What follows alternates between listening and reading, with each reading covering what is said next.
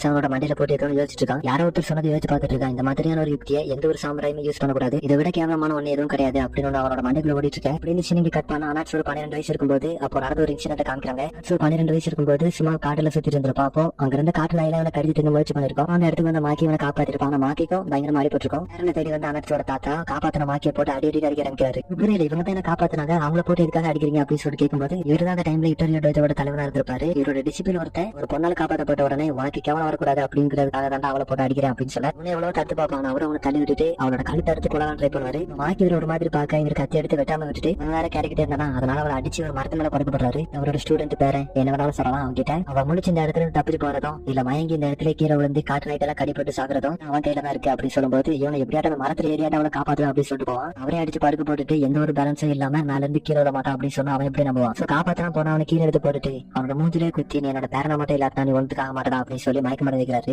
மாக்கி இந்த 2 பேரும் போன எபிசோட்ல ஒரு லவர்ஸ் மாதிரி பேசிட்டு இருந்தாங்க. ஆனா அனாட்ஸ் வந்து இங்க ரொம்ப சின்ன பையனா இருக்கானடா அப்படின்னு சொல்லி கேட்டீங்கன்னா அனாட்ஸுக்கு வந்து பிரசன்ட்ல 22-20 ஏஜ் கிட்ட இருக்கும். மாக்கிக்கு வந்து 30 கீழே இருக்க வாய்ப்பு இருக்கு. அப்படியே இந்த சீன் கட் பண்ணணும். அடுத்த நாள் காலையில அனாட்ஸை கூப்பிட்டு அவரோட தாத்தா கேட்கிறாரு அங்க ஏதாவது பாடி இருந்துச்சா அப்படின்னு சொல்லிட்டு கேட்கும்போது அப்படி சொன்னதும் நான் நினைச்சேன் அவன் கண்டிப்பா இறந்து போயிருப்பா. சரி அவரை புதைச்சிச்சு அப்படின்னு சொல்லிட்டு கேட்டா அங்க 52 பாடி இருந்துச்சு அப்படின்னு சொல்லலாம். இவருக்கு புரியல, என்னது 52 பாடி என்னடா சொல்ற அப்படின்னு சொல்லி யோசிச்சுட்டு அவங்க இவரை திங்கிறதுக்காக வந்து காட்டுறா எல்லாத்தையுமே கொலை பண்ணி போட்டுட்டு அந்த இடத்துக்கு தப்பிச்சு போயிட்டா அப்படிங்கிறது இவருக்கு புரிய வருது. அதுக்கடுத்து அவருடைய பேரனை கிட்ட கூப்பிட்டு ஒரு அடி அடிப்பாரு. இவருக்கு புரியல இப்ப எதுக்காக கூப்பிட்டு அடிக்காரு அப்படின்னு சொல்லி யோசிக்க இப்போதைக்கு ஒரு உண்மையான சாமுராய் இருந்தா நீ நேரத்துக்கு இறந்துருப்ப அப்படின்னு சொல்லிட்டு சாமுராய்க்கான ஒரு டெஃபினிஷன் சொல்றாரு. யார் ஒருத்தர் ஸ்வாட்ஸ் எல்லாம் மாஸ்டர் பண்ணி அவங்களுக்கு ஒரு கோல் இருந்தா அதுல திடமா இருக்காங்களோ அவங்க தான் உண்மையான சாமுராய் அப்படின்னு சொல்ல அவனோட மண்டையில ஏத்திக்க அப்படின்னு அவரோட பேரனை போட்டு டார்ச்சர் பண்ணிட்டு இருப்பாரு. இப்படி இந்த சீனையை கட் பண்ணி பிரசன்ட்டுக்கு வந்தாரின் மாச்சு கூட சேர்ந்து அவரோட ஸ்வாட்ஸ்களுக்கான பிராக்டிஸ் பண்ணிட்டு இருப்பான். நீ இந்த மாதிரி இருந்தா உன்னால அவங்களுக்கு எதிராக 5 செகண்ட் கூட நிற்க முடியாது, உனக்கு வந்து நிறைய பிராக்டிஸ் தேவைப்படுது அப்படின்னு சொல்ல 2 வருஷம் பிராக்டிஸ் பண்ணதான் வேஸ்ட் அப்படிங்கிற மாதிரி உட்காந்து ஆரம்பிச்சிருவான். இப்ப ஸ்வாட்ஸ்மேன்ஷிப்போட ஃபர்ஸ்ட் ஸ்டேஜ்ல இருக்க நீ என்னென்னலாம் தப்பு பண்ற அப்படிங்கறத நீ முதல்ல தெரிஞ்சுக்கணும். அழுதுகிட்டே இருக்கிறனால நீ ஸ்ட்ராங் ஆக போறது இல்ல, எந்த ஒரு விதத்திலும் முன்னேற போறது கிடையாது அப்படின்னு சொல்லிட்டு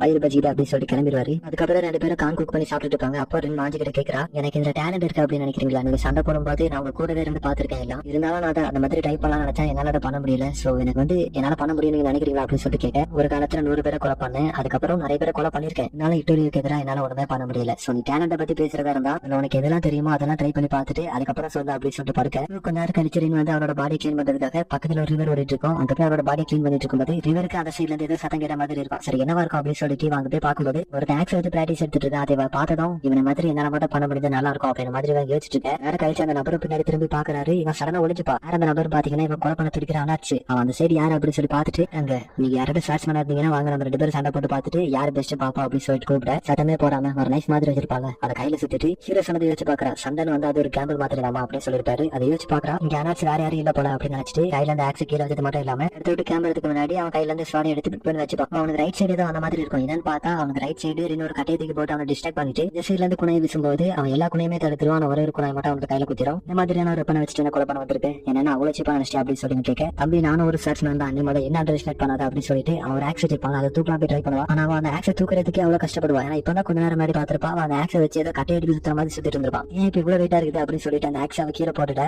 ஒண்ணு வேற ஜோக்கர் தான் போல அப்படின்னு அவன் கையில இருந்து ஸ்வாட் எடுத்து உள்ள வச்சிருவான். இவ்வளவு நடந்து வரும்போது அந்த இடத்த விட்டு தப்பிச்சு போலாம் ட்ரை பண்ணுவான். அவன் அந்த ஆக்ஸ் பிக் பண்ணி அவன் முதுகுலயே போட விழுந்துட்டு மூச்சு விட முடியாம திணற ஆரம்பிக்கிறான். அப்பதான் இந்த பொண்ணு அப்படின்னு அவரோட மூஞ்சி எடுத்து ஒழுங்கா பார்க்கும்போது தான் எனக்கு அப்பதான் புரியவே செய்து இது அந்த பொண்ணு தான் அப்படின்னு சொல்லி யோசிக்க அடுத்த செகண்டே போர்ட மரத்துல அடிச்சு வைக்கிற மாதிரி இவளை அடிச்சு வச்சிருப்பான். வந்து அந்த அசனா போட தானே யூஸ் பண்ண அந்த டெக்னிக் வந்து நல்லா தான் இருந்தது. ஆனா அந்த குணாயை அவன் கிரிப்ல இருந்து ரிலீஸ் பண்றதுக்கு முன்னாடி உன்னோட டார்கெட்டை வந்து நீ ஃபோக்கஸ் பண்ணி பார்க்கவே இல்லை, மற்றபடி அது இம்ப்ரூவ் ஆன டெக்னிக் தான் அப்படின்னு அவன் சொல்லும்போது நீங்க வந்து கருப்புல அவனை பாத்துட்டு இருப்பா இதுக்கு மாதிரி இப்ப கருப்பா இருக்கு அப்படின்னு சொல்லி கேட்டா ஒருத்தனை கொலை பண்றதுக்காக இத்தனை வருஷமா சுத்திட்டு இருக்கேன், அவன் கண்ணு முன்னாடி இருக்கும்போதுமே கூட என்னால ஒண்ணுமே பண்ண முடியல, நான் இப்படி தான் இருப்பேன் அப்படின்னு சொல்ல அப்புறமே என்ன கட்டி போட்டு வச்சிருக்காங்க நீ வந்து என்ன டார்ச்சர் பண்ணுவோம் இல்ல ஏதாவது தப்பா பண்ண முயற்சி பண்ணாலும் நாக்க கடிச்சிட்டு நானே சுத்துறேன் அப்படின்னு சொல்லுவாளா. அவன் இந்த இடத்துல கொலை பண்ணி போட்டா என்னமா பண்ணுவா அப்படின்னு சொல்லிட்டு கேட்கும்போது இதுக்கும் தயாராக தான் வந்திருக்கேன், சீக்கிரமா என்ன கொலை பண்ணிட்டு போறா அப்படின்னு சொல்ல நம்ம சாகரத்திலே துடியா துடிச்சிட்டு இருக்கேன், உனக்கு இதுவும் பணம் வேணாமா அப்படின்னு சொல்லிட்டு கேட்டா வந்து வெறும் சாதாரணமான பொண்ணு தான் உனக்கு கொலை பண்ணணும் அப்படின்னு சொல்லிட்டு கத்தி எடுத்துட்டு வந்துட்டேன், வேற என்னால என்ன பண்ண முடியும் அப்படின்னு சொல்லிட்டு கேட்டா நீ அவனோட உயிருக்காக கெஞ்ச மாட்டேங்கிற, இந்த இடத்த விட்டு தப்பிச்சு போனா என்ன கொலை பண்றதுக்கு இன்னொரு சான்ஸ் கிடைக்கலாம் அப்படின்னு சொல்லிட்டு கேட்கும்போது நான் இதை கேட்ட உடனே இருந்து கத்த ஆரம்பிக்கிறான். நீ என்னோட அப்பாவை எந்த ஒரு காரணமே இல்லாம கொலை பண்ணிருக்கேன், இந்த மாதிரி ஆள்கிட்ட நான் என்னோட உயிரை வேண்டி கெஞ்சுவேன் நினைக்கிறேன் அப்படின்னு சொல்லிட்டு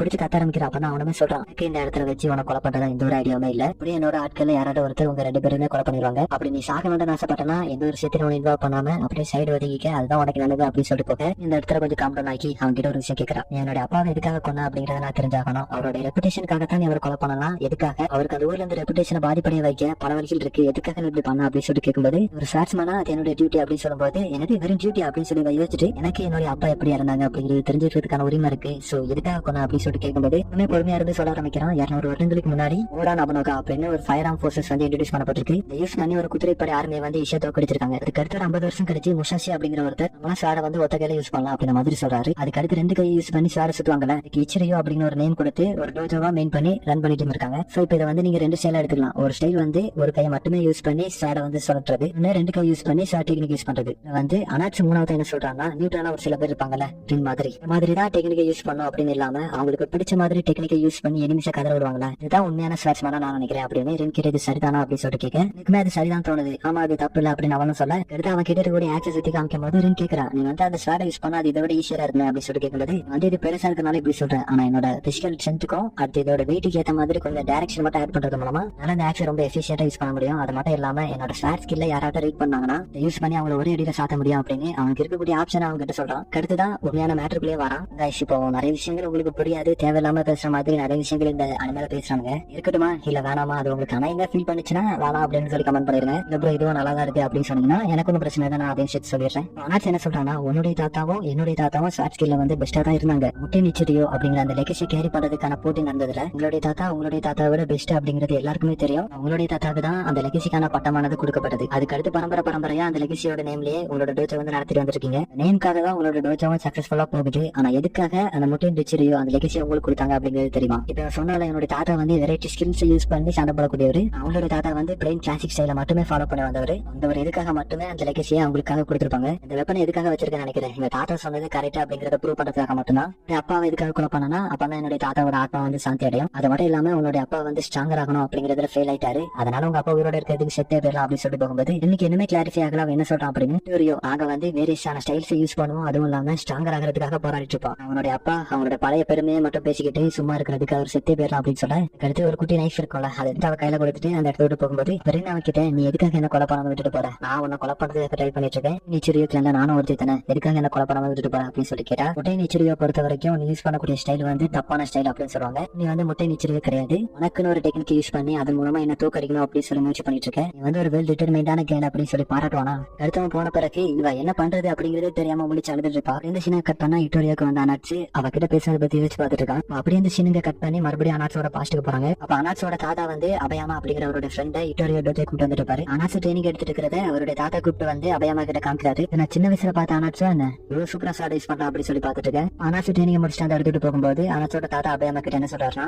நைட்டு அனாட்சோ கொலை பண்ண போறேன் அப்படின்னு அவர் சொல்ல, இதை கேட்ட அபயாமாக்கு வந்து காமெடியா இருக்கும். என்ன சொல்றேன் எனக்கு புரியல அப்படின்னு சொல்லி கேட்டா, இந்த பையன் என்ன கொலை பண்ணிட்டு இந்த இட்டோரியாவோட தலைவனா அவன் ஆகலான்னு சொல்லி ட்ரை பண்ணிட்டு இருக்கான் அப்படின்னு சொல்ல, இவருக்கு இதை நம்ப முடியல. 10 வயசு பையன் அவருடைய தாத்தாவை கொலை பண்ணி ஒரு டோஜோவோட தலைவனாகணும் ஆசைப்படுறான் அப்படின்னு சொல்லும்போது, நீ நம்பரே இல்லையா அதான்டா உண்மை அப்படின்னு அவர் சொல்லுவான். இருக்கான சப்போர்ட்டும் ஒரு டைம் என்னுடைய ஸ்டூடெண்டா நான் சொல்றதெல்லாம் கேட்டுட்டு இருந்தான். அவன் அனாட்சோ ஃபாலோ பண்ண ஆரம்பிச்சிட்டான். நான் இப்ப அனாட்சோ கொலை பண்ண போனாலும் அவன் என்ன கொலை பண்ணதுக்காக முன்னாடி வந்துருப்பான். பேசாகிறது அப்படிங்கிறது ரொம்ப கொடுறான்டா, நீ மட்டும் அவனை தடுத்து நிறுத்திட்டே வையன், நான் வந்து அனாட்சோ கொலை பண்ணிடுவேன் அப்படின்னு சொல்ல, நீ எனக்கு ஹெல்ப் பண்ண அப்படின்னு சொல்லி கேட்டா அவர் வந்து கொஞ்சம் யோசிக்க, உன்னை விட்டு எனக்கு ஹெல்ப் பண்ண வேற யாருமே கிடையாது, எனக்கு அந்த கலை சொல்லி கொடுத்த மாஸ்டர் என்னுடைய பையன், இதோ என்னுடைய ஃபாலோவர்ஸா இருந்த சபாட்டோ எல்லாருமே என்ன பெட்ரே பண்ணிட்டாங்க. இவருடைய பையன் வந்து என்ன பண்ணிருக்கானா, இவங்களுடைய டோஜோ வந்து ரொம்ப மோசமா போனனால அசானா இருக்காங்கல்ல நம்ம ஹீரோனோட அப்பா, உங்கள்கிட்ட ஹெல்ப் கேட்டு இந்த டோஜோவை கொஞ்சம் பெருசா கொண்டு வரலாம் அப்படின்னு சொல்லி ட்ரை பண்ணிருக்காரு. ஆனா அப்படின்னு சொல்லி இவங்க வார்த்தையை முழுங்க அபயாமக்குமே இது புரியுது, இவன் தான் கர்வத்துல கொலை பண்ணிருக்கணும் அப்படின்னு சொல்லி இவங்க யோசிக்க, பைத்தியம் பிடிச்ச மாதிரி இந்த டோஜோ எனக்கு மட்டும்தான் நான் இதை வச்சுக்கணும் அப்படின்ற மாதிரி பேச ஆரம்பிக்க, என்னோட மனசுக்குள்ள மாதிரி நான் அவனோட டோஜோவை பாத்துக்கிறேன் அப்படின்னு சொல்லுவான். இந்த சின்ன அனாட்சியோட தாத்தா வந்து மண்ட குழந்தை கிடப்பாரு. என்னன்னு பார்த்தா அவரோட ஃப்ரெண்ட் அபயாமா தான் கொலை பண்ணிருக்காரு. என்னோட பேரெல்லாம் என்ன நடந்துச்சு அப்படின்னு சொல்லி குழந்தை போயிருக்க, இவர் வந்து அவங்க எல்லாருக்கிட்டமே என்ன நடந்துச்சு அப்படின்னு சொல்றாரு. பட் ஆனா உண்மையை சொல்லல, ஏன்னா அவனோட ஃப்ரெண்டு தான், நான் தான் அவனை கொலை பண்ணேன், கிட்டாவே நான் இந்த டோஜோவை பாத்துக்கிற வரைக்கும் இந்த டோஜோக்கு வந்து எந்த ஒரு முன்னேற்றமும் இருக்காது அப்படின்னு சொல்லி வருத்தப்பட்டேன். அதனால தான் முடிச்சு கட்டிட்டேன், இனிமே இந்த டோஜோ வந்து அபிஷியலா உன்னோட இது அப்படின்னு சொல்லுவான். உண்மையத்துக்கு ஒருத்துக்கு இவர் கேட்கிறாரு, நான் சொல்றதெல்லாம் நீ நம்பியா தம்பி அப்படின்னு சொல்லி கேட்டா, உங்களுக்கு ஒரே ஒரு கை மட்டும்தான் இருக்குது, ஆனா என்னுடைய தாத்தாவை நீங்க அடிச்சு போட்டிருக்கீங்க, இவர் சொல்றது நீங்க எந்த அளவுக்கு ஒரு பெரிய ஸ்வாட்ஸ்மேனா இருக்கணும் அப்படின்னு. என்னுடைய தாத்தாவே சொல்லியிருக்காருல, யார் ஸ்வாட் ஸ்கில்ல நல்லா மாஸ்டர் பண்ணிருக்காரோ அவங்க தான் உண்மையான சாமுராய், இதுதான் இருக்கிறதுல ஒரு மிகப்பெரிய கோல் இருக்கும் அப்படின்னு சொல்லியிருப்பாரு. சோ நான் என்னுடைய தாத்தாவோட வேலை வந்து மதிக்கிறேன், அதே மாதிரி நான் உங்களை நம்பவும் செய்யறேன் அப்படின்னு சொல்லலாம். அந்த இடத்துல வச்சுதான் தாத்தாவோட ஆத்மா சாந்தி அடையணும்னா